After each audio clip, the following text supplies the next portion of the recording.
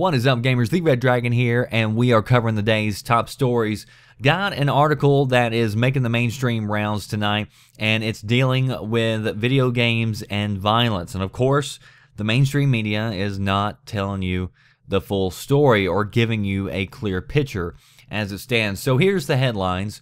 An 8-year-old boy shoots and kills his 90-year-old female relative who is also his caretaker after playing a violent video game. So the 8-year-old boy, he lives in Louisiana. He was back in his room playing video games.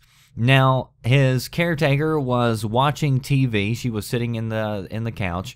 And what happens next is unclear, but the end result is the boy gets a gun and shoots the woman in the back of the head, and she is dead. Now, the video game that he was playing is Grand Theft Auto, and so that is what all the articles are talking about, that this boy was playing Grand Theft Auto. Next thing you know, he's got a gun and he's mowing down his relatives. So I want to make it clear that the cops have not said that this was a motive. They just simply stated that he was playing Grand Theft Auto. They said they walked into the room, saw that the TV was off, but the game console was on, and Grand Theft Auto was in the disc tray. Now, the boy is claiming that it was an accident. Cops say that they have evidence that it was intentional. Now, we don't know what that evidence exactly is. Now, here's some more troubling quotes that the mainstream media is piddling out there. They had a child psychologist come on there, and they said, quote, "From a behavior therapy perspective, I would say that's practicing." So if you have a video game where someone shoots at a target, that's sort of practicing shooting at a target. When you have a video game that is shooting at a human being, that is practicing shooting at a human being. So by that logic, apparently my parents were training me to jump on turtles in the middle of the road when they bought me Mario for Christmas. And also, if you're playing Farmville, then you're training to be a farmer. If you're, flying around in some jet fighter game, then sure enough, you can go hop in a plane and fly around at ease. So we all know that games are so realistic, including Grand Theft Auto. It's kind of like The Matrix, right? Okay, so I don't want to make too much fun of this, but because it's a serious issue.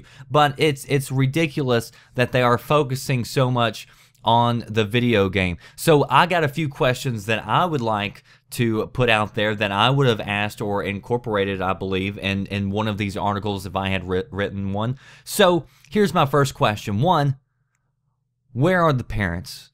He's at home with his parents now. They came and picked him up. But why was a 90-year-old woman in charge of raising and taking care of an 8-year-old boy? Anybody who's been around an 8-year-old active, normal boy knows that a 90-year-old woman is in no shape to be his caretaker and taking care of him. Number two, how about where in the heck did he find a gun? Who's laying a gun around where some kid can pick it up and use it? Without the gun, do you think he would have still hopped in the car and tried to start mowing people down in the car or something? I mean, there is an obvious weapon here that was not properly put away on. And I'm not bashing guns. I'm not saying get rid of the guns, because you've heard me on this channel before tell you that gun violence is actually down, even though gun sales are actually up. So I'm just a guy who's looking directly at the facts. And then finally, my last statement would be, yes, media, you are correct. This boy should not have been playing Grand Theft Auto. It is an adult game. It does have a mature rating on it. So if you're not 17 or older, you shouldn't be playing Grand Theft Auto. But here's the thing. It just doesn't magically appear in some kid's bedroom. Somebody has to buy that game for them. And again, this goes back to the main problem, I believe, with this, and it goes back to a lot of these problems and a lot of these stories that you hear about, and it goes back to bad parenting. At some point, somebody's got to be responsible for that kid, because that kid's not responsible for himself, and he will not be charged. He's under 10 years of age, and so he will not be charged with murder. But the parents, where were they at? Who bought this game for them? And why was he playing it? Bad parenting. Take care of your kids. Pay attention to what they're playing. Pay attention to what they're doing. Games are not the problem. If you ban video games, the world is not all of a sudden going to become a peaceful place to live.